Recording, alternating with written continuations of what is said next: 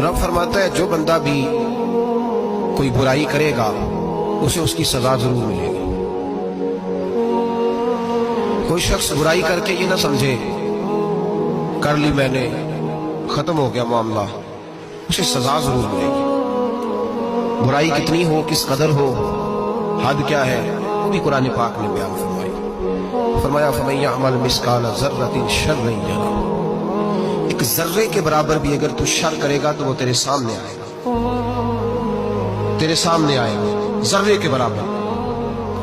اور فرمایا صرف بادشاہ کی نہیں، وَمَن يَعْمَلْ مِثْقَالَ ذَرَّةٍ خَيْرًا يَرَهُ، اگر تو ذرہ برابر بھی نیکی کرے گا تو اس کا بھی اللہ تجھے اجر عطا فرمائے گا۔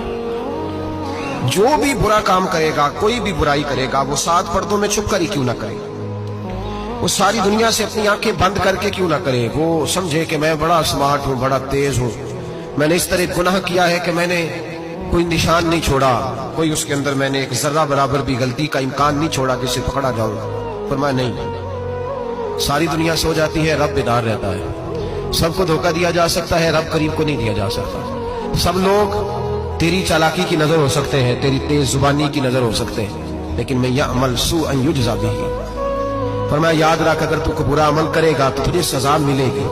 کتنی ملے گی، کہاں ملے گی؟ تو مفسرین فرماتے ہیں فی الدنیا والآخرہ، دنیا میں بھی